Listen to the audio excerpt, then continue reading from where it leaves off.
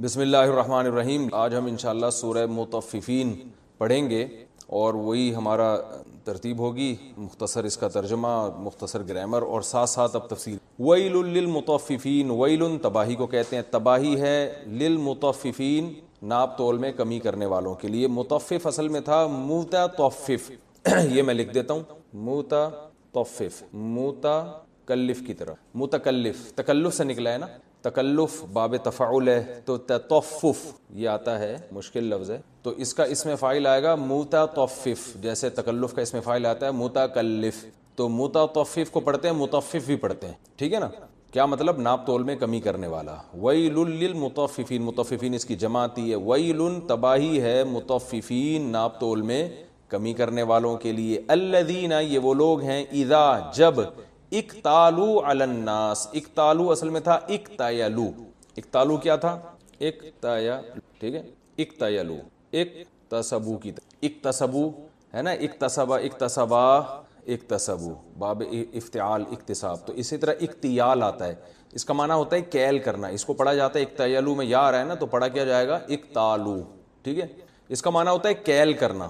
دیکھیں ناپنے کے مختلف طریقے ہیں نا، ایک ہوتا ہے ناپنے کا طریقہ وزن کر کے، اور ایک طریقہ ہوتا ہے ناپنے کا کیل۔ کیل کسے کہتے ہیں؟ ایک مخصوص برتن کو، جیسے ہم جو کہتے ہیں نا 1 لیٹر پیٹرول چاہیے ہمیں، تو 1 لیٹر کا مطلب ہوتا ہے ایک خاص برتن کے اندر جتنا آ جائے۔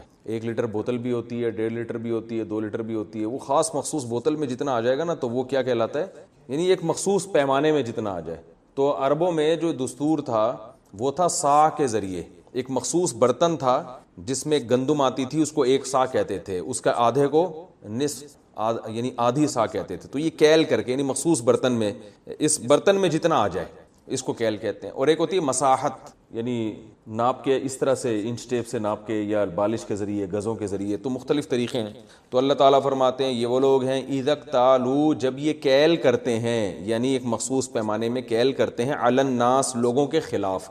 عربی میں علا جو ہے نا یہ ضرر کے لیے بھی آتا ہے، مخالفت کے لیے، یعنی ایک ہوتا ہے کیل کرنا للناس، ایک ہوتا ہے علی الناس۔ للناس کا مطلب یہ ہوگا لوگوں کے لیے، جیسے کسی شخص کو کوئی چیز چاہیے، آپ کسی دکاندار سے اس کے لیے تول کے اس کو دے دیتے ہیں، اور ایک ہوتا ہے اس کے خلاف، یعنی جب آپ نے اس سے پیسے لینے ہیں نا تو وہ جب آپ تولیں گے تو یہ اس کے خلاف تول کہلائے گا، کیونکہ آپ اس سے لے رہے ہیں۔ تو علی الناس جب یہ لوگوں کے خلاف تولتے ہیں، یعنی لوگوں کے خلاف کیا مطلب؟ جب درہم اور پہلے زمانے میں جو پیسے لیے جاتے تھے نا، وہ یہ کرنسی تو تھی نہیں، تو یہ سونے اور چاندی کے سکے ہوا کرتے تھے اور تول کے بکتے تھے۔ سونا اور چاندی بکا کرتا تھا تول کے، بھئی اتنے گرام چاندی یا اتنے تولے چاندی، یہ اس طرح سے ہوتا تھا۔ تو جب یہ لوگوں کے خلاف کیل کرتے ہیں، یعنی آٹا دے دیا، اب کیا لے رہے ہیں؟ پیسے لے رہے ہیں، تو پیسے کیا کرتے ہیں؟ جب لوگوں کے خلاف تولتے ہیں، یعنی پیسے جب لینے کی باری آتی ہے تو بھی پہلے ترازو میں تولا جاتا تھا نا، بھائی اتنے گرام چاندی ہمیں دے دو اس کے بدلے میں، تو یستوفون پورا وصول کرتے ہیں۔ بھائی اگر سودا ہوا ہے بھائی 20 گرام چاندی میں یا 20 گرام سونے میں، تو 20 گرام طبیعت سے ناپیں گے کہ اس میں ذرا بھی کمی بیشی نہ ہو۔ تو یستوفون اصل میں تھا یستوفیون، یستخرجون کی طرح، باب استخراج، یہ لفظ نکلا ہے وفا سے۔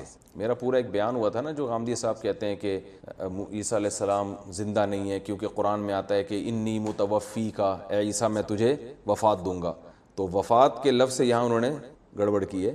وفا کا معنی عربی میں ہوتا ہے چکانا، کہتے ہیں نا وفا کرو گے تو وفا ملے گی، کہتے ہیں نا وفا کرو گے، کیا مطلب؟ آپ ہمارے ساتھ ہمارا بدلہ پورا چکاؤ گے، جو دوستی کے تقاضے ہیں وہ پورے کرو گے تو ہم بھی وہ تقاضے پورے کریں گے۔ تو وفا کا معنی ہوتا ہے کسی چیز کو پورا کمپلیٹلی اس کو ہینڈ اوور کر دینا۔ تو اور استوفا یعنی استخراج میں جب یہ باب جائے گا استوفاءن، تو اس کا معنی ہوتا ہے پورا وصول کرنا۔ یتوفا کا معنی بھی پورا وصول کرنا، یتوفیو یتکلفو کی طرح ہے۔ تو حضرت عیسیٰ کے بارے میں جو قرآن میں آتا ہے انی متوفی کا، یعنی میں کیا کروں گا؟ متوفی، آپ کو پورا وصول کر لوں گا، تو اس کا معنی اصل موت نہیں ہے، لیکن چونکہ مرنے میں بھی وصولی ہوتی ہے تبھی ہم کہتے ہیں وفات، حضرت کی وفات ہو گئی، مطلب پورے وصول ہو گئے ہیں، ٹھیک ہے نا، اللہ میاں کے پاس پہنچ چکے ہیں، کہتے ہیں نا۔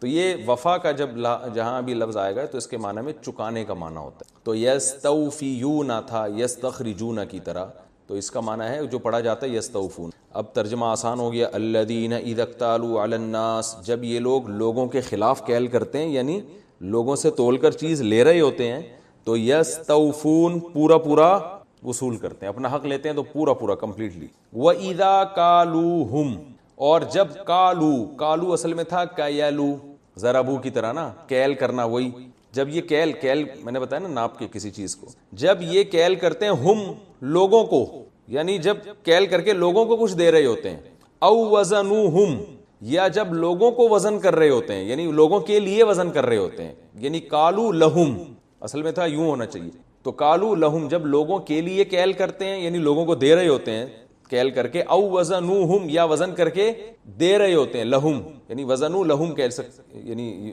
اس کو ڈیفائن کرنے کے لیے یوں کہا جا سکتا ہے. یخسرون تو خسارہ کرتے ہیں اس میں، یخسرون اصل میں تھا یکرمون کی طرح، اکرما یکرمو ہے نا، تو اخسارہ یخسرو خسارے میں ڈالنا کسی چیز کو، خسارہ کرنا، تو یخسرون یکرمون کی طرح ہے. تو کیا کرتے ہیں جب یہ کیل کرتے ہیں لوگوں کے لیے یا وزن کرتے ہیں لوگوں کے لیے، کیونکہ بیچنے والی چیزیں اس زمانے میں اسی طرح سے بکتی تھیں، قیمت لی جاتی تھی وزن کر کے، وہ کیل کر کے نہیں لی جاتی تھی، دی جاتی تھی یا تو کیل کر کے مخصوص برتن میں ڈال کے یا ویٹ کے ذریعے وزن کر کے. تو اللہ فرماتے ہیں جب یہ لوگوں کو کیل کر کے کوئی چیز دیتے ہیں یا ان کے لیے وزن کرتے ہیں تو کیا کرتے ہیں اس میں ڈنڈی مارتے ہیں، خسارہ کر دیتے ہیں. 1 کلو پوری 1 کلو نہیں ہوتی بلکہ اس میں تھوڑی سی کم ہوتی ہے. تو اللہ فرماتے ہیں الا یظنوا، کیا یہ لوگ گمان نہیں کرتے، یظنوا ظن سے نکلا ہے، ظن کسے کہتے ہیں؟ گمان کو، اردو میں استعمال ہوتا ہے نا یہ حسن ظن کہتے ہیں نا بھائی اچھا گمان رکھو، تو اصل میں تھا ظننا یظنون، نصر ینصر کی طرح، تو یظنون کو پڑھا جاتا ہے یظنو. ایک لفظ ہوتا ہے زن جو ہے نا فارسی کا لفظ ہے، عورت کو کہتے ہیں زے سے، اور یہ غویں سے ہے، یہ عربی کا لفظ ہے. وہ نہیں ہوتا زنانیوں کے کمرے میں نہیں جاؤ کہتے ہیں نا، پہلے زمانے میں کہا کرتے بھائی یہاں زنانیاں بیٹھی ہوئی، پرانی اردو میں استعمال ہوتا تھا یہ لفظ. الا یظن اولئک، کیا یہ لوگ گمان نہیں کرتے، انہم کہ بے شک یہ لوگ مبعوثون اٹھائے جائیں گے ایک دن. بعث کسے کہتے ہیں؟ بھیجنے کو بھی اٹھائے جانے کو بھی کہتے ہیں نا، نبی کو مبعوث کیا اللہ نے، یعنی آپ کو امت میں اٹھایا ہے اللہ تعالیٰ نے. تو بعث کا معنی کیا ہوتا ہے؟ اٹھانا. تو مبعوث مقتول کی طرح جس کو اٹھایا جائے، اور مبعوثون اس کی جمع آتی. الا یظنوا، کیا یہ لوگ گمان نہیں کرتے کہ ان لوگوں کو اٹھایا جائے گا، لیوم عظیم ایک بڑے دن کے لیے، بڑے دن میں اللہ ان کو اٹھائے گا. یوما یہ وہ دن ہوگا، یقوم الناس، قام یقوم کئی دفعہ آ چکا ہے، اصل میں تھا قوام یقوم نصر ینصر کی طرح. یہ وہ دن ہوگا جس دن لوگ کھڑے ہو جائیں گے لرب العالمین، تمام جہان والوں کے رب کے سامنے، اس کے لیے کھڑے ہو جائیں گے. کلا ہرگز ایسا نہیں. تو اس کا کیا مطلب؟ ناپ تول میں کمی کرنے والا سمجھتا ہے کہ کوئی حساب و کتاب نہیں ہے، مجھ سے جناب پیسے میں نے 100 روپے لے لیے ٹماٹر کے اور دے کتنے رہا ہوں، اس میں ڈنڈی مار دی نا، ٹماٹر میں آلو میں کیا ہو رہا ہوتا ہے، یہی ہو رہا ہوتا ہے نا. تو وہ اسی لیے یہ کر رہا ہوتا ہے کہ اس کا یہ خیال ہوتا ہے کہ میں لوگوں کی نظروں سے چھپا ہوا ہوں. سبزی والوں نے باٹ اپنے کیے ہوئے ہوتے ہیں، بعض لوگوں نے کمی کی ہوئی ہوتی ہے، بعض لوگوں نے، بعض دودھ والوں نے کیا ہوا ہوتا ہے کہ اپنے جو ناپ تول کے جو پیمانے ہیں نا اس کو میں گڑبڑ کی ہوتی ہے. میں نے ہمارے محلے میں پکڑا تھا لڑکوں نے، ایک دودھ والا، وہ یہی کرتا تھا، اس کے پیمانے چھوٹے تھے. تو اب کوئی پیمانے تو ناپتا نہیں ہے، اور یہ مرغی والوں کو ایک صاحب نے پکڑا، وہ اس نے ترازو میں ڈنڈی ماری ہوئی تھی. تو جو جس کا ملازم تھا نا، اس سیٹھ نے پکڑا اپنے ملازم کو کہ وہ لوگوں کو یعنی چکن میں جو ہے نا اس طرح سے کر رہا ہے. تو کہہ رہے میں نے پکڑا، میں نے کہا یار تم میرے ملازم ہو، تم یہاں لوگوں کے ساتھ ناجائز کر رہے ہو. تو اس نے کہا سر آپ ہی کے فائدے کے لیے کر رہا ہوں ورنہ بچت نہیں. تو کہہ رہے میں نے 2 تھپڑ لگائے، میں نے کہا تجھے اس سے کیا کرنا ہے، بچت ہے ہی نہیں، کاروبار میرا ہے. صحیح ہے نا. تو یہ چلتا ہے.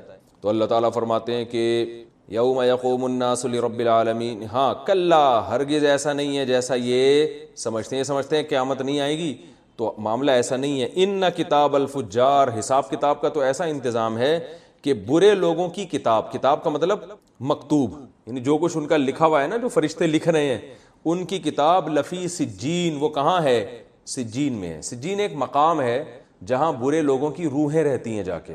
اب یہ اللہ ہی کو پتہ ہے، یہ برزخ کی چیزیں، اس کی حقیقت اللہ ہی بہتر جانتا ہے.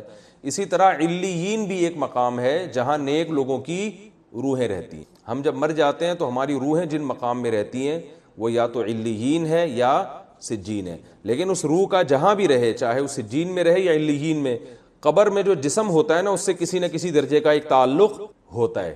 اس تعلق کی وجہ سے اسی جسم کو عذاب بھی ہوتا ہے اور اسی جسم کو ثواب بھی ملتا ہے، چاہے وہ راکھ بھی کر دیا جائے جسم، پھر بھی اللہ کو تو پتہ ہے نا کہاں کہاں اس کے ذرات ہیں. تو یہ اہل سنت والجماعت کا قبر کے بارے میں عقیدہ ہے. تو اللہ فرماتے ہیں فاجر، جو فاجر کی جمع فجار، جو برے لوگ ہیں ان کا اعمال نامہ، کتاب کا ہم ترجمہ کریں گے یا اعمال نامے سے، وہ سجین میں ہے.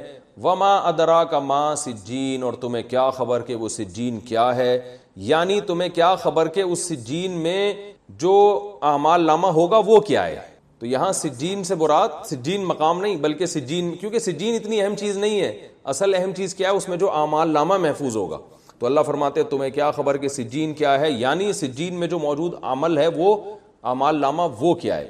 کتابن، وہ ایک کتاب ہے، مرقوم نشان زدہ، یعنی جتنے بھی ہم جو عمل کر رہے ہیں نا وہ سارے کتاب کی شکل میں محفوظ ہو رہے ہیں، پوری ایک ایک سیکنڈ کی ہماری کاروائی. اور مرقوم کا معنی نشان زدہ. نشان زدہ اصل میں یہ، کیونکہ قرآن عربوں کی زبان میں نازل ہوا نا، تو اس زمانے کے جو بھی الفاظ ہیں وہ قرآن میں استعمال ہوئے.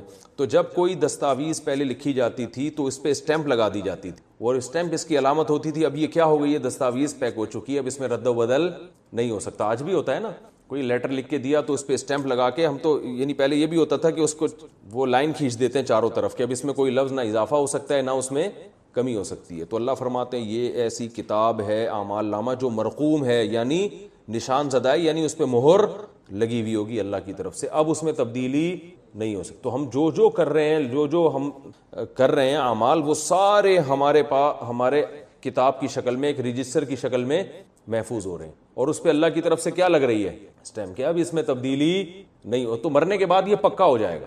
باقی بعض روایات میں آتا ہے جب انسان توبہ کرتا ہے تو اگر بہت سچی توبہ تو اللہ تعالیٰ اس کتاب سے اس کو ہٹا دیتے ہیں. تو اصل جو مہر لگے گی اس پر مرنے کے بعد، اس وقت وہ سیل پیک ہو جائے گا، اس میں چینجنگ نہیں ہو سکتی. وما ادراک ما سجین کتاب مرقوم ویل، یہ تباہی ہے، یومئذ، جس دن ایسا ہوگا، یعنی وہ اعمال نامے لوگوں کے سامنے پیش کیے جائیں گے تو تباہی ہے اس دن کے لیے، للمکذبین، جھٹلانے والوں کے لیے، کیونکہ جو آخرت کو جھٹلاتے ہیں وہی یہ حرکتیں کرتے ہیں. الذین یکذبون بیوم الدین، یہ وہ لوگ ہیں جو یوم الدین یعنی قیامت کے دن کا انکار کیا کرتے تھے. الذین یکذبون بیوم الدین، یہ وہ لوگ ہیں جو قیامت کے دن کا انکار کیا کرتے تھے. وما یکذب بہ، اور نہیں انکار کرتا بہ، اس قیامت کا، الا، مگر، کلو، ہر وہ شخص، معتدن، جو حد سے تجاوز کرنے والا ہے، اسیم، اور بڑا گناہ گار ہے. معتدن اصل میں تھا معتدیٌ.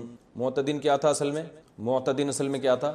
معتدیٌ، مکتسبن کی طرح، اکتساب، اعتداء، ٹھیک ہے، اس کا معنی ہوتا ہے حد سے تجاوز کرنا، اعتداء، ٹھیک ہے نا. تو لا تعتدوا قرآن میں آتا ہے نا، حد سے تجاوز مت کرو. تو معتدن مکتسبن کی طرح اس میں فاعل ہے، حد سے تجاوز کرنے والا. اسیم اسم سے نکلا ہے، اسم کسے کہتے ہیں؟ گناہ کو. تو جیسے شریف شرافت والا، اسیم گناہ والا، تو بڑا گناہ گار، یعنی اللہ کی نظر میں آخرت کا انکار چھوٹا جرم نہیں ہے.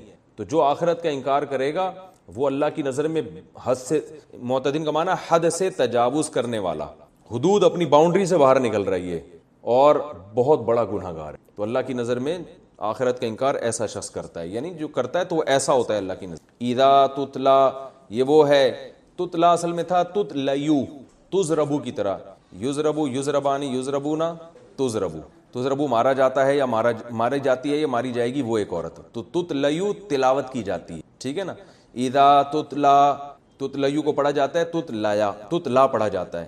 اذا تتلا علیہ آیاتنا، جب پڑھی جاتی ہیں اس پر ہماری آیات، قالا، تو یہ کہتا ہے اساطیر الاولین، پرانے لوگوں کے افسانے. اساطیر کیا ہے اس کو سمجھیں. اسطورہ کی جمع ہے.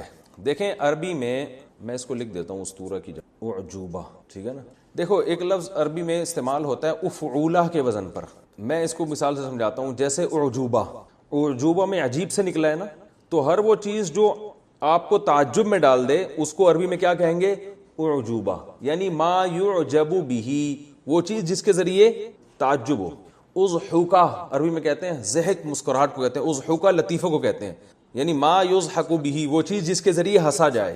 اور اسی طرح اور بھی ایسے استعمال ہوتے ہیں عربی میں لفظ، یہ ابھی دماغ میں نہیں آ رہے، ذہن میں نہیں آ رہے. چلیں، اسطورہ سطر سے نکلا ہے. سطر کسے کہتے ہیں؟ لائن کو نا، جو لکھی ہوئی ہوتی. تو اسطورہ ما یستر بہ، وہ چیز جس کے ذریعے سطر بنتی ہے. تحریر، نہیں آ رہی بات. تو تحریر کو کیا بولتے ہیں؟ اسطورہ.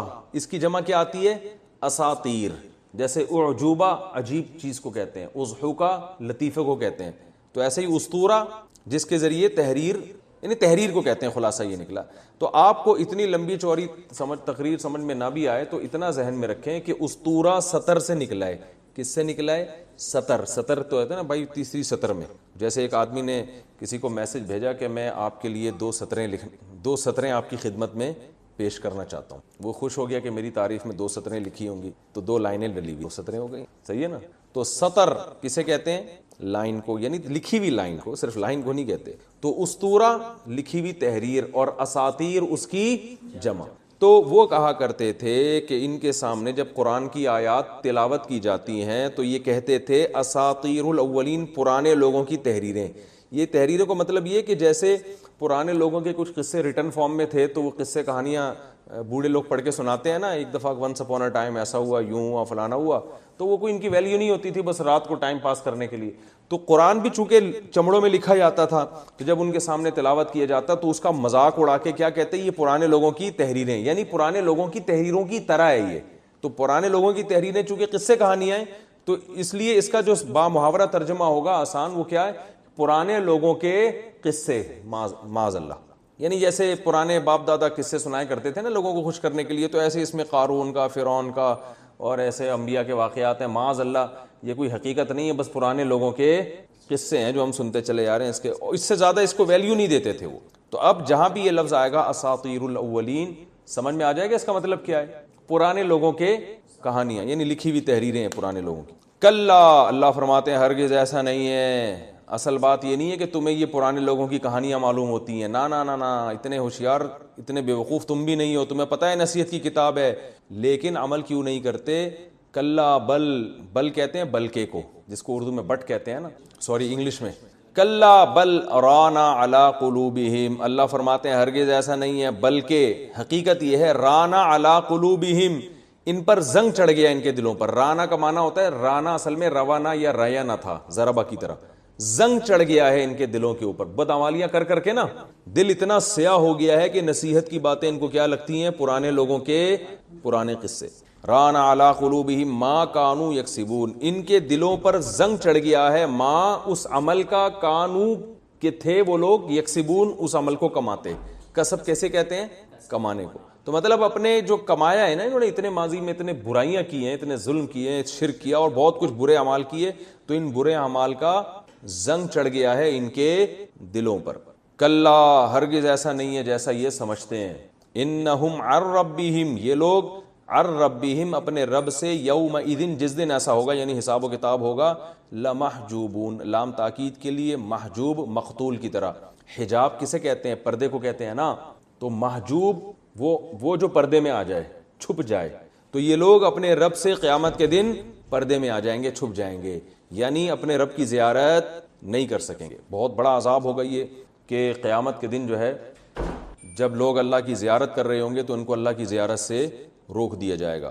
ثم، تو ہو سکتا ہے یہ کہے کہ چلو کوئی بات نہیں، ہمیں اللہ کی زیارت نہ ہوئی تو کیا ہے، حالانکہ وہاں پتہ چلے گا کہ یہ بہت بڑا عذاب ہوگا کہ جو اللہ کی زیارت کی لذت سے وہاں محروم ہوگا. لیکن اللہ فرماتے ہیں اس کے بعد کیا ہوگا؟ صرف اتنا ہی نہیں ہے کہ اللہ کی زیارت سے محروم ہو جائیں. ثم، پھر بے شک، انہم، یہ لوگ، لصال الجحیم، میں نے کل بتایا تھا نا، صلا یا یسلیو کا معنی ہوتا ہے آگ میں داخل ہونا. تو صالو اصل میں تھا صالیونا، ضاربونا کی طرح.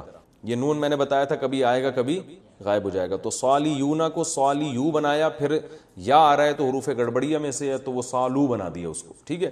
اور لام تاکید کے لیے. ثم انہم، پھر بے شک یہ لوگ، لصال الجحیم، جہنم میں کی آگ میں داخل ہونے والے ہیں. ثم، پھر اس کے بعد یہ ہوگا، یہ سارے کام ترتیب سے ہوں گے. سب سے پہلے رب کی زیارت سے محروم کیا جائے گا ان کو، پھر اس کے بعد یہ جہنم کی آگ میں داخل ہوں گے. ثم، پھر اس کے بعد یقالو، کہا جائے گا، یقالو یقولو تھا نا یضربو کی طرح، ھذا الذی، یہ ہے وہ، کنتم، تھے تم لوگ، بیہی تکذبون، اس کا انکار کرتے. یہ ہے وہ آگ جس کا تم دنیا میں انکار کیا کرتے تھے، اور جب اس آگ کے بارے میں تمہیں بتایا جاتا تھا تو تم یہ کہتے تھے کہ پرانے لوگوں کے قصے. وہ اس لیے بھی کہتے ہوں گے کہ یہ یہود و نصارہ بھی کہتے تھے نا جہنم کی آگ کے بارے میں، تو وہ بھی مانتے تھے. کلا، ہرگز ایسا نہیں ہے جیسا تم سمجھتے ہو. بار بار ان کے نظریوں پہ رد کی جا رہی ہے، رد کیا جا رہا ہے. ان کتاب الابراری، نیک لوگوں کا جو اعمال نامہ ہے، لفی، لام تاکید کے لیے، فی علیین، وہ کہاں ہوگا؟ علیین میں ہوگا.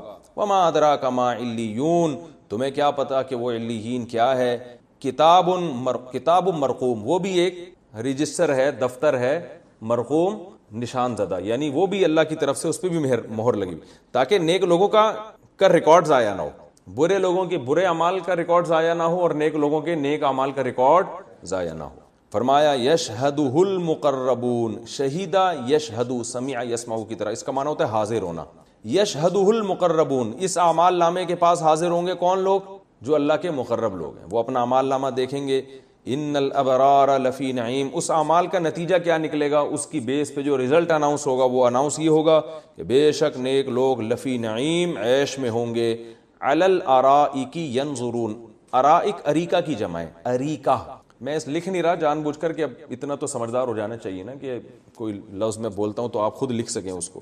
اریکہ کی جمع کیا آتی ہے؟ ارائک. اریکہ کہتے ہیں تخت کو، وہ والے تخت نہیں جو چائے کے ہوٹلوں کے باہر تخت رکھے ہوئے ہوتے ہیں نا، چائے پی رہے ہوتے ہیں، سجی کے پائے کھا رہے ہوتے ہیں ہر ہوٹل میں. یہ وہ تخت جو شاہانہ تخت ہوتے ہیں، بادشاہوں کے تخت ہوتے ہیں. تو اللہ فرماتے ہیں علی الارائک، تختوں پہ ہوں گے. ینظرون، نظر ینظرو دیکھنا، نظر سے، ینظرون دیکھ رہے ہوں گے ایک دوسرے. یعنی جنت میں ان کو اللہ تعالیٰ عالی شان تخت دیں گے بیٹھنے کے لیے جس میں یہ ایک دوسرے کو دیکھ رہے ہوں گے. تعرف فی وجوہہم، عرف یعرف کا معنی ہوتا ہے پہچاننا. عرفان سے نکلا ہے نا معرفت، کہ آپ کی معرفت میں یہاں تک پہنچاؤں، یعنی آپ کی پہچان سے میں یہاں تک پہنچاؤں. اور ہم نے معرفت کا لفظ کیا، عارف صاحب آ گئے، رافع واسع کے والد صاحب ہیں عارف صاحب. تو عارف کا معنی پہچاننے والا، ٹھیک ہے نا. اور یہ چونکہ ہمارے بچپن سے دوست ہیں اس لیے ہمیں بچپن سے پہچانتے بھی ہیں. اور میں نے آپ کو کیا بتایا تھا، ایک اصول بتایا کہ جو بچپن کا دوست ہو وہ کبھی ناراض بھی ہو جائے تو اس کو منا لو، کیونکہ وہ کہتے ہیں نا بچپن کا دوست آپ کے سارے راز جانتا ہے. تو عارف پہچاننے والا، یہ مذاق کر رہا ہوں، کوئی ایسے ہمارے کوئی خفیہ راز نہیں. عارف پہچاننے والا. تعریف اللہ، یہ صرف اس لفظ کو ڈیفائن کرنے کے لیے عرفہ یعرف، پہچاننا. وہ عرفہ کو عرفہ کیوں کہتے ہیں؟ اس دن ابراہیم علیہ السلام کو یقین ہو گیا تھا کہ اللہ تعالیٰ نے مجھے بیٹے کو واقعی ذبح کرنے کا حکم دیا. ایک قول یہ ہے کہ اس لیے اس کو یعنی عرفہ کا دن کہا جاتا ہے، یوم عرفہ. تعریف، تم پہچان لوگے، فی وجوہہم، ان کے چہروں میں. یعنی جب وہ جنت میں تختوں پر بیٹھے ہوں گے نا، ایک دوسرے کو دیکھ رہے ہوں گے خوشی سے، تو تم ان کے چہروں میں پہچان لوگے نظرۃ النعیم، جو نعیم یعنی عیش و عشرت کو. تو نظرہ کہتے ہیں تر و تازگی، نظارہ عربی میں تر و تازگی کو کہتے ہیں نا. ایک تو زوئیں سے، ایک ضاد سے، ضاد اس کا معنی بھی تر و تازگی. تو ان کے چہروں پہ آپ عیش و عشرت کی جو تر و تازگی ہے وہ کیا کرو گے؟ پہچان جاؤ گے. جب انسان بہت خوش ہوتا ہے تو چہرے سے ایک فریشنس ہوتی ہے نا اس کے چہرے پہ. اور اگر جتنا بھی خوبصورت چہرہ ہو لیکن ٹینشن میں ہو تو اس چہرے مرجھایا ہوا چہرہ ہوتا ہے. تو اللہ فرماتے ہیں ان کے چہروں سے تمہیں پتہ چل جائے گا کہ یہ خوش ہیں. یسقونا اصل میں تھا یسقیونا. سقایا یسقیو کا معنی ہوتا ہے پانی پلانا. نماز استسقاء ہے نا جس میں پانی طلب کر رہے ہوتے ہیں اللہ تعالیٰ سے. یسقیونا تھا. یسقونا یعنی پلائے جائیں گے. من رحیق، یسقونا من رحیق مختوم، پلائے جائیں گے وہ. من رحیق، رحیق شراب کو کہتے ہیں، ایک ایسی شراب سے مختوم جس پر مہر لگی ہوئی ہوگی. ختم یختم، ختمن کا معنی ہوتا ہے مہر لگانا، ٹھیک ہے نا. یہ یوں سمجھیں کہ ختم، کسی چیز کو ختم کرنے جب ہم کرتے ہیں نا تو اسٹیمپ لگا دیتے ہیں، تو یہ اس کا مطلب ہوتا ہے یہ ٹاپک کیا ہو گیا؟ ختم ہو گیا. تو اسی طرح مہر لگانے کو بھی کیا کہتے ہیں؟ ختام عربی میں اسٹیمپ کو کہتے ہیں. من رحیق مختوم، ایک ایسی شراب جس میں مہر لگی ہوئی ہوگی. ختامہ مسک، اور اس کی ختام کیا ہوگی؟ ختام مہر کو کہتے ہیں، وہ کیا ہوگی؟ مسک. مسک کہتے ہیں وہ ایک مشک کو، جس کو اردو میں کیا کہا جاتا ہے؟ مشک، جو ہرن کے ناف سے نکلتی ہے نا، بڑی زبردست خوشبو ہوتی ہے. تو کیا مطلب کہ شراب میں جو ہے مہر لگی ہوئی ہوگی. اصل میں پہلے جب شرابیں بنتی تھی نا، یا آج بھی جو کمپنیوں میں جو اعلیٰ درجے کی شرابیں ہوتی ہیں، ایک تو غریب آدمی ہوتا ہے نا، وہ کہیں سے انگور سڑے ہوئے مل گئے، اس کو تھوڑا سا وہ کیا اور جو بنا کے پی لیا. کمپنیوں کی میں نے کبھی الحمدللہ دیکھی نہیں ہے، جو لوگوں سے سنا ہے وہ بتا رہا ہوں. تو کمپنیوں کی کیا سیل پیک شرابیں ہوتی ہیں. تو وہ پہلے زمانے میں یہ کرتے تھے کہ بوتل کو، سادگی کا دور تھا تو بوتل کو جو اسٹیمپ ہوتی تھی نا، مہر ہوتی تھی، وہ مٹی کو لیپ دیتے تھے اس کے اوپر، تاکہ وہ بھائی شراب اس کے اندر بند ہو گئی اور کھلی نہیں ہے. تو جو بھی پینے والا ہے وہ اس کو یقین ہوتا تھا کہ بھائی جس نے بنائی ہے اس نے بنا کے کیا کر دیا، اس کو پیک کر دیا اور مٹی سے لیپ دیا ہے. تو اب جب کھلے گا تو مٹی اکھڑ جائے گی نا. تو یہ تو اللہ فرماتے ہیں اس پر جو مہر ہوگی وہ کس کی ہوگی؟ مشک کی. تو مشک سے اس کو لیپا گیا ہوگا. تو ظاہر ہے جب مشک تو اتنی تیز خوشبو ہے کہ اس کے یعنی اثرات بہت زیادہ سرایت کرتے ہیں. تو اللہ تعالیٰ فرماتے ہیں ایسی شراب ہوگی جس کی مہر مشک کی ہوگی. وفی ذالک، اور اس میں یعنی یہ جو نعمتیں ہم بیان کر رہے ہیں، فلیتنافس، اصل میں تھا لیتنافس، یتزاربو، باب تفاعل، تزاربا یتزاربو تزاربن، بتایا تھا نا میں نے، ایک باب تفاعل بھی آتا ہے. تو یتزاربو تو اسی سے آتا ہے تنافسا یتنافسو تنافسن. یہ لفظ بھی قرآن میں استعمال، اس کا معنی ہوتا ہے ایک دوسرے سے آگے بڑھنا. تنافس کسے کہتے ہیں؟ ایک دوسرے سے آگے بڑھنا. تو اللہ اور لی یتنافس، چاہیے کہ، جیسے لی یضرب، اسے چاہیے کہ وہ مارے. تو لی یتنافس، فلی یتنافس کو پڑھتے کیا؟ فل یتنافس. فل یتنافس، چاہیے کہ ایک دوسرے سے آگے بڑھنے کی کوشش کریں. المتنافسون، متنافس اس میں فاعل، اس کی جمع متنافسون، آگے بڑھنے والے. یعنی کسی کو آگے بڑھنے کا شوق ہے نا، تو وفی ذالک، ان نعمتوں میں چاہیے کہ وہ ایک دوسرے سے آگے بڑھیں. تو ہر آدمی کو آگے بڑھنے کا شوق ہوتا ہے. تو اللہ فرماتے ہیں یہ وہ میدان ہے جس میں ایک دوسرے سے آگے بڑھنے کی کوشش کرو ان نعمتوں میں، کہ تمہیں قیامت کے دن یہ نعمتیں زیادہ سے زیادہ ملیں. وَمِزَاجُهُ مِن تسنیم، مزاج، مزج عربی میں کہتے ہیں ملانے کو. مزج کسے کہتے ہیں؟ ملانے کو. مزاج کا معنی اس میں ملاوٹ ہوگی، من تسنیم، تسنیم سے، یعنی اسی شراب کی تعریفیں چل رہی ہیں ابھی، اس میں تسنیم کی ملاوٹ ہوگی. اب اللہ فرماتے ہیں یہ تسنیم کیا ہے؟ عینن، ایک چشمہ ہے. عین عربی میں آنکھ کو بھی کہتے ہیں، عین گھٹنے کو بھی کہتے ہیں، عین عربی میں سورج کی ٹکیا کو بھی کہتے ہیں، عین عربی میں سونے کو بھی کہتے ہیں، عین عربی میں جاسوس کو بھی کہتے ہیں، اور عین کسی متعین شخص کو بھی کہتے ہیں، کسی متعین چیز کو کہہ رہے ہیں عین، یہی میں نے، یعنی عین یہی بات میری مقصود تھی، یعنی متعین چیز کو. تو بہت سارے معنی آتے ہیں، ان میں ایک معنی عین آنکھ کو بھی کہتے ہیں، ٹھیک ہے نا. تو ایک معنی کیا آتا ہے؟ چشمہ، جو ابلتا ہوا پانی کا چشمہ ہوتا ہے. فرمایا تسنیم کیا ہے؟ عینن، ایک چشمہ ہے، یشرب بہ المقربون، کہ اس چشمے سے پیئیں گے مقرب لوگ. تو شراب میں تسنیم کے پانی کی ملاوٹ ہوگی. عربوں کی عادت تھی شراب میں پانی ملا کے پیا کرتے تھے. تو اللہ فرماتے ہیں اس شراب میں بھی کیا ہوگی؟ دیکھو قرآن چونکہ لوگوں کی زبان میں بات کرتا ہے نا، تو وہ نعمتوں کی بات کرے گا جس سے لوگ مانوس ہیں. تو چونکہ یہ شراب، کبابی، عیش و عیاش لوگوں کو تو یہی چیز چاہیے نا. آپ ان کو بتا دیں عیاش لوگوں کو کہ بھائی وہاں اتنی اچھی نعمت ملے گی کہ آپ کو پانی ملے گا ٹھنڈا ٹھیک ہے نا، تو وہ کہیں گے یار وہ عیاشی تو شراب کباب میں ہی ہے. تو اس لیے اللہ نے بتایا کہ حوریں بھی ہیں وہاں پہ، اور کیا ہے؟ شراب بھی ہے. لیکن شراب کے جو سائیڈ افیکٹ ہیں وہ نہیں ہوں گے، صرف لذت ہوگی شراب کی. تو اور کیا چاہیے بھائی؟ شرابی شراب تو پیتا ہے لیکن اس کے سائیڈ افیکٹ بڑے خطرناک ہوتے ہیں. تو جو سائیڈ افیکٹ ہیں، سر میں درد ہونا یا دماغی توازن خراب ہو جانا، یہ سب چیزیں نہیں ہوں گی. ان الذین اجرموا، بے شک وہ لوگ جو مجرم تھے. اجرم یجرم، اجرامن کا معنی جرم کرنا، اکرمو کی طرح اکرام. جو لوگ مجرم تھے، کانوا من الذین آمنوا، تھے یہ وہ لوگ، یضحکون، ہنستے تھے، من الذین آمنوا، ایمان والوں سے. یعنی من کا تعلق یضحکون سے، ضحک یضحک، سمع یسمع. بے شک جو لوگ مجرم ہیں وہ ہنسا کرتے تھے ان لوگوں سے جو کون ہیں؟ ایمان والے. دنیا میں یہ اصول تھا کہ نیک لوگوں کو دیکھ کر برے لوگ ہنسا کرتے تھے، مذاق اڑایا کرتے تھے. وَإِذَا مروا اصل میں تھا مرروا، ضربو کی طرح. اس کا معنی ہوتا ہے گزرنا. مرور زمان لفظ سنا ہوگا نا، زمانے کے گزرنے سے، مرور زمان. تو وَإِذَا مَرُّوا بِهِمْ، اور جب ان کے پاس سے گزرتے تھے، یتغامزون، غمز کہتے ہیں آنکھ سے اشارہ. تو یتغامزون، یتزاربون کی طرح، یتزاربون تزارب سے ہے نا. تو ایک دوسرے کو دیکھ کے آنکھوں سے اشارے کرتے. صوفی صاحب بیٹھے ہیں، وہ دیکھو داڑھی دیکھو، مذاق کرتے تھے نا. تو یہی ہوتا ہے، لبرل لوگ دینداروں کا مذاق اڑاتے ہیں، یار ان کو تو پتہ ہی نہیں ہے کس طرح کے لوگ ہیں یہ، ان کا لباس دیکھو، ان کی حرکتیں دیکھو. تو اللہ فرماتے ہیں یہ ان کا کیا کرتے تھے؟ مذاق اڑایا کرتے تھے، آنکھوں سے اشارے کرتے تھے. وَإِذَا انْقَلَبُوا إِلَىٰ أَهْلِهِمْ، اور جب لوٹتے تھے اپنے گھر والوں کی طرف. انقلاب کا معنی لوٹنا. قلب عربی میں پلٹنے کو کہتے ہیں. قلب، دل کو بھی قلب کہتے ہیں نا، اس لیے کہ ہر وقت الٹتا پلٹتا رہتا ہے، گھومتا رہتا ہے. تو انقلاب کا معنی خود پلٹ جانا، کہتے ہیں نا انقلاب آ گیا، تو پورا نظام حکومت پلٹ گیا. وَإِذَا انْقَلَبُوا، اور جب یہ لوٹتے تھے، إِلَىٰ أَهْلِهِمْ، اپنے گھر والوں کی طرف. انقلبوا فَكِهِينَ، تو یہ لوٹتے تھے اتراتے ہوئے. فقیہ فعل کا وزن ہے، اس کا معنی ہوتا ہے عیش والا، یا دیکھیں فاکہہ عربی میں پھل کو کہتے ہیں نا، جس سے جو لذت کے لیے کھایا جاتا ہے، مزے کے لیے کھایا جاتا ہے. تو فاکہہ پھل کو کہتے ہیں. تو فقیہ لذت حاصل کرنا، یعنی مزے میں. تو فقیہ کی جمع آتی ہے فقیہین. تو جب یہ اپنے گھر کی طرف لوٹتے تھے تو لوٹتے تھے خوب مزے سے, یعنی ایمان والوں کی دعوت اور ایمان کو سن کے اور ایمان والوں کو دیکھ کے ان پہ کوئی اثر نہیں پڑتا تھا, بلکہ اپنے گھر لوٹتے تھے بالکل مزے کی زندگی, وہ اسی میں مطمئن تھے. یعنی جب گھر لوٹتے تھے تو اطمینان کے ساتھ, ان کو کوئی خوف نہیں ہوتا تھا کہ آج ہم نے اللہ کا کلام سنا اور اس میں یہ احکام دیے جا رہے ہیں, ان پہ کوئی اثر نہیں پڑتا تھا. بڑے عیش و عشرت کے ساتھ اپنے گھروں کی طرف لوٹتے تھے. وَإِذَا رَأَوْهُمْ, اور جب رأو, بھائی یہ کتنا ٹائم باقی ہے, یہ تو گھڑی آگے کی طرف جا رہی ہے, تو یہ تو مجھے کنفیوز کر رہی ہے نا, یہ تو مجھے یہاں پتہ کیسے چلے گا.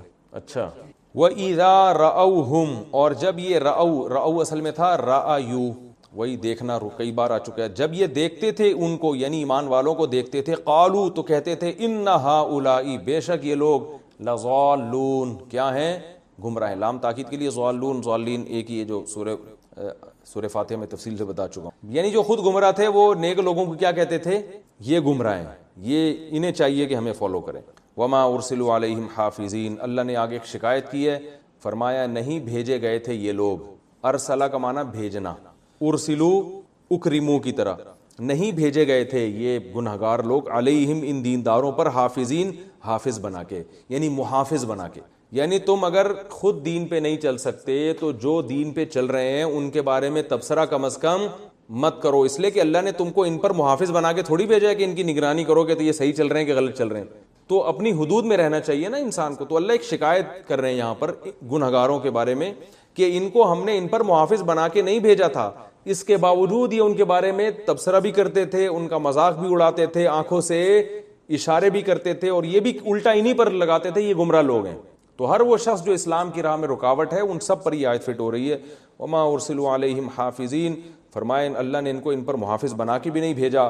فالیوم, میں نے کہا نا قرآن میں جگہ جگہ الیوم کا لفظ آیا ہے, تو اس کا کیا مطلب ہوگا, آج کا دن. فالیوم, پس آج کے دن, الذین آمنوا, جو ایمان والے لوگ ہیں, من الکفار یضحکون, الٹا وہ کافروں پہ ہنس رہے ہوں گے کہ یار ان کو پتہ بھی تھا ایک دن موت آنے والی ہے, کسی نے بنایا ہے, حساب و کتاب ہوگا, پھر بھی اتنی غفلت میں تھے, تو واقعی یہ ہنسی کے قابل ہیں. تو آج کے دن معاملہ الٹا ہوگا. اللہ فرماتے ہیں علی الارائک ینظرون, تختوں پہ بیٹھے ہوئے دیکھ رہے ہوں گے ایک دوسرے کو, اور ان کافروں کا مذاق اڑا رہے ہوں گے اہل ایمان کے. دیکھو ان کو کتنے انبیاء آئے اور کتنے لوگوں نے سمجھایا, اور اللہ نے دنیا میں کتنی نشانیاں دکھائیں, مگر ایک نشانی بھی ان کی سمجھ میں نہیں آئی. تو الٹا ان پر ان کی حماقت پہ ہنس رہے ہوں گے.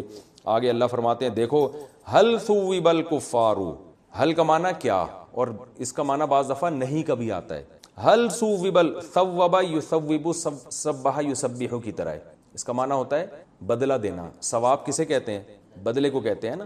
تو اللہ فرماتے ہیں حل ثوب الکفار, نہیں کیا بدلہ دے دیا گیا کفار کو, ما ان عمل کا, کانوا یفعلون, جو وہ کیا کرتے تھے. بتاؤ بدلہ دے دیا گیا کہ نہیں دے دیا گیا.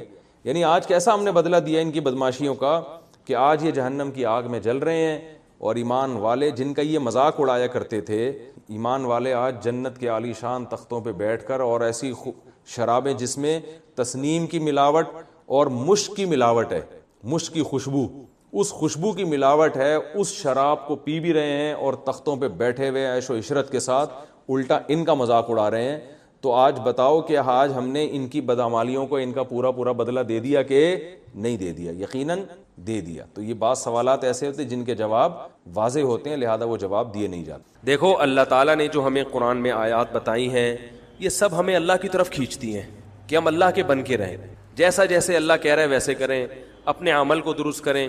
سورہ بقرہ میں اللہ کا ارشاد ہے, لیس البر ان تولوا وجوہکم قبل المشرق والمغرب ولکن البر من آمن باللہ والیوم الآخر والملائکۃ والکتاب والنبیین. فرمایا ادھر ادھر منہ کر لینا یہ کوئی نیکی نہیں ہے. اصل نیکی یہ کہ پہلے اپنا ایمان درست کرو, اور پھر واقام الصلاۃ وآت الزکاۃ والموفون بعہدہم, نماز قائم کرو, زکوٰۃ دو, معاہدوں کی پابندی کرو, اور وآت المال علی حبہ, صرف اللہ سے محبت کی بیس پر, ذوی القربى, رشتہ داروں کو پیسے دو, رشتہ داروں کو پیسے دو, والیتامى, یتیموں کو کھلاؤ, یتیموں پہ خرچ کرو, والمساکین, مسکینوں کو کھلاؤ, وابن السبیل, مسافروں پر خرچ کرو. الو نہ بناؤ مسافر کو کہ اس کو کیا پتا یہاں کے ریٹ کا, تو الو بناؤ اس کو, ایسا نہیں, مسافروں کا خیال کرو. تو یہ 4 قسم کے طبقے پر احسان کرو, اور نماز بھی قائم کرو, اور زکوٰۃ الگ سے دو. اور والصابرین فی البأساء والضراء، کوئی پریشانی آئے تو صبر کرو، چاہے وہ مالی پریشانی ہو، فی البأساء والضراء جسمانی پریشانی، وحین الباس اگر میدان جنگ میں لڑنا پڑے تو میدان جنگ میں صبر سے لڑو، اولئک الذین صدقوا، اللہ فرماتے ہیں جن لوگوں کی یہ صفات ہیں یہ ہیں سچے ایمان کے دعوے میں۔ ہم لوگوں نے اسلام کو بھی ایک یعنی یوں سمجھیں کہ ایک فیشن ہوتا ہے نا، مختلف قسم کے موسموں میں مختلف قسم کی ایکٹیویٹیز ہوتی ہیں، محرم میں ہمارے ایک نئی قسم کی ایکٹیویٹیز ہوتی ہیں، ربیع الاول میں الگ قسم کے مسلمان بنے ہوتے ہیں ہم لوگ، ٹھیک ہے نا۔ تو یہ 2 مہینے خاص طور پر ایسے ہیں جس میں یہ 2 مہینے کی جتنی ہماری ایکٹیویٹیز ہیں وہ سب ہم اخپل طریقے سے گزارتے ہیں، جس طرح اللہ اس کے رسول نے بتایا اس طرح سے نہیں گزارتا۔ اسلام میں کسی کی یوم ولادت یا یوم شہادت یا یوم وفات اس کو کوئی اہمیت نہیں دی گئی ہے، اگر دی گئی ہوتی تو سب سے پہلے محمد صلی اللہ علیہ وسلم کا یوم وفات کا دن ایسا تھا کہ اس پہ ہمیں غم منانے کا حکم دیا جاتا، اور یوم ولادت ایسی تھی جس پہ ہمیں خوشی منانے کا حکم دیا جاتا، کہیں بھی نہیں ملتا ہمیں۔ بعض حضرات یہ کہتے ہیں کہ آپ صلی اللہ علیہ وسلم کو خواب آیا تھا جس میں بتایا گیا کہ آپ کے نواسے حضرت حسین جو جنت کے سرداروں کے جنت کے نوجوانوں کے سردار ہیں ان کو آپ کی امت شہید کرے گی، تو آپ بلک بلک کے رونے لگے۔ اس سے بعض لوگ استدلال کرتے ہیں دیکھو غم حسین میں رونا چاہیے، تو یاد رکھو نبی صلی اللہ علیہ وسلم کو جب اطلاع ملی آپ کو غم ہوا آپ روئے، تو جب بھی کوئی غم کسی کو پہنچتا ہے اس کی آنکھوں سے آنسو نکلنا یہ نیچرل ہے، تو ایسی خبر کو سن کے آپ کو رونا آ جائے تو یہ سنت ہے، اس میں کوئی حرج نہیں ہے۔ لیکن کیا ہر سال نبی صلی اللہ علیہ وسلم جس دن یہ خواب آیا تھا تو اگلے سال اسی تاریخ میں دوبارہ روئے، پھر اسی تاریخ میں دوبارہ روئے؟ بھائی جب غم کی خبر ملی تو روئے آپ صلی اللہ علیہ وسلم۔ حضرت جعفر طیار آپ کے چچا زاد بھائی، ان کی شہادت کی آپ کو اطلاع ملی تو بھی آپ کے آنکھوں سے آنسو جاری ہوئے، تو کیا اب حضرت جعفر کے غم میں رونا بھی سنت ہوگا؟ بولو نا بھائی۔ اگر آپ صلی اللہ علیہ وسلم حضرت عثمان کے دور میں زندہ ہوتے اور اس طرح بے دردی سے حضرت عثمان کو شہید کیا جاتا تو کیا آپ نہ روتے ہیں بھائی؟ تو پھر حضرت عثمان کی یوم شہادت پہ رونا بھی کیا ہے؟ سنت ہونا چاہیے نا۔ حضرت عثمان کی شہادت کی نبی کو اطلاع ملی تھی، وہ جھوٹی افواہ تھی۔ صلح حدیبیہ کے موقع پر آپ صلی اللہ علیہ وسلم نے حضرت عثمان کو قاصد بنا کے بھیجا، اطلاع ملی کہ ان کو شہید کر دیا۔ آپ ایسا درد اور ایسا غضبناک ہوئے کہ آپ نے 1400 صحابہ سے موت پر بیعت کی۔ تو جب آپ کو سچی مچی کی اطلاع ملتی کہ واقعی ابھی تو افواہ تھی، یقین نہیں تھا، جب آپ صلی اللہ علیہ وسلم کو حقیقت میں اطلاع ملتی کہ آپ شہید ہو گئے تو کیا آپ نہ روتے؟ آپ صلی اللہ علیہ وسلم کو اپنی نواسی آپ کی گود میں تھی، اس کا انتقال ہوا، آپ کی آنکھوں سے آنسو جاری ہوئے۔ صحابہ نے کہا یا رسول اللہ آپ تو ہمیں صبر کی تلقین کرتے ہیں، آج آپ رو رہے ہیں؟ تو فرمائیے اللہ کی رحمت ہے، یہ تو اللہ کی رحمت ہے بھائی، اولاد ہے میری۔ تو کیا جب حضرت وہ جو آپ صلی اللہ علیہ وسلم کی نواسی کا انتقال کی تاریخ آئے گی تو ہم سب روئیں گے بیٹھ کے؟ بولو نا بھائی۔ تو کہاں کی کہاں لگا دیتے ہیں۔ دیکھو ہر بدعت کو جائز کرنے کے لیے نا کچھ دلیل ہر ایک کو مل جاتی ہے۔ تو میں بار بار کہتا ہوں جو شیعہ حضرات ہیں ان کا مسلک ہے، وہ تو صحابہ کو نہیں مانتے، تو ان کا جو مسلک ہے ان کو کرنے دیں، ان کے کام میں ٹانگ نہ اڑائیں، نہ ان سے بحث کریں، نہ ان کے کام میں ٹانگ اڑائیں۔ بولے بھائی آپ کا مسلک ہے آپ کریں۔ میں کہتا ہوں جو سنی لوگ ہیں جن کے اصول ہی الگ ہیں ان سے، وہ یہ سب کیوں کر رہے ہیں؟ بھائی یا تو ادھر ہو جاؤ شیعہ بن جاؤ، کس نے روکا ہے؟ کوئی گورنمنٹ کی طرف سے پابندی تھوڑی ہے، کوئی پابندی نہیں ہے، آپ شیعہ بن جائے کوئی نہیں روکے گا آپ کو۔ کوئی شیعہ سنی بننا چاہے اسے کوئی نہیں روکتا، کوئی سنی شیعہ بننا چاہے اسے کوئی نہیں روکتا۔ لیکن جب آپ سنی ہیں تو پھر آپ کو ان اصولوں پہ چلنا پڑے گا جو اہل سنت والجماعت علماء نے بتائے ہیں۔ اہل سنت والجماعت کے ہاں رونا عبادت نہیں ہے۔ ہاں آپ نے کسی دن کربلا کا واقعہ سنا، چاہے محرم میں سنا، ربیع الاول میں سنا، حضرت حسین رضی اللہ تعالی عنہ کی ایک جو دردناک شہادت کا واقعہ آپ نے سنا، آپ کو رونا آ گیا، تو یہ عین ایمان کی علامت۔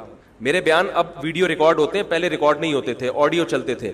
تو میں نے 2 دفعہ زندگی میں پہلی دفعہ جب یہ واقعہ بیان سنا، بیان کے دوران میں بھی رو رہا تھا اور سننے والے بھی رو رہے تھے، نیچرلی آ گیا رونا۔ پھر دوبارہ میں نے یہ واقعہ بیان کیا، مجھے بھی رونا آ گیا اور سننے والوں کو بھی آ گیا۔ یہ نیچرل جو آ گیا۔ لیکن اگر میں اس لیے بیٹھوں کہ میں روں، آج میں پروگرام ہے باقاعدہ، بولو بھائی، رونے کا، اور آپ کو بھی رلاؤں گا، اور وہ محرم کا واقعہ میں اگر ربیع الاول میں بیان کروں گا تو رونا آ گیا مجھے۔ تو جو خود سے کسی کا واقعہ سن کے رونا آ جائے اس پہ پابندی نہیں ہے، بلکہ اہل بیت سے محبت کی علامت ہے۔ لیکن یہ واقعہ جب ہم نے بیان کیا حضرت حسین کا تو مجھے رونا آیا، بالکل اسی طرح رونا جب حضرت عثمان کا واقعہ بیان کیا تو بھی آیا. ظلم تو ان پر بھی ہوا تھا، کوئی کم تھوڑی ہوا تھا. بلکہ مجھے یاد ہے جب میں نے پہلی دفعہ نبی صلی اللہ علیہ وسلم کی سیرت پڑھی، بالکل چھوٹا بچہ تھا میں اس وقت، میری عمر 9 یا 10 سال ہوگی، اور وہ آپ صلی اللہ علیہ وسلم کی وفات کا واقعہ لکھا تھا. تو اتنے بچے میں تو اتنی سمجھ نہیں ہوتی، لیکن جب مجھے یاد ہے میں پڑھ رہا تھا تو مسلسل آنکھوں سے آنسو بہ رہے تھے. ایسا دردناک واقعہ نبی صلی اللہ علیہ وسلم کی وفات کا. تو وہ تو کسی کے بھی وفات کی خبر جب ہم سنتے ہیں تو نیچرلی رونا آتا ہے انسان کو. کبھی وہ انسان کوشش تو برداشت کرنی چاہیے، لیکن اب ہمارے ہاں واقعات سنا کے باقاعدہ رونے کے پروگرام ہوتے ہیں. یہ اسلام کی تعلیمات نہیں ہے، یہ اسلام کی تعلیمات نہیں ہے، کیونکہ اسلام میں صبر کا حکم ہے. جو خود سے رونا آ جائے نا انسان کو تو وہ ایک نیچرلی ہے. اور کربلا کا واقعہ صرف اس نیت سے بیان کرنا کہ تاکہ میں بھی روؤں آپ بھی رو، یہ غلط ہے. یہ اہل سنت والجماعت کے ہاں یہ اسلامی تعلیمات کے منافی ہے. سمجھ میں آ رہی ہے بات کہ نہیں آ رہی؟ اور کسی مخصوص دن کے ساتھ تو ویسے بھی خاص نہیں ہے یہ.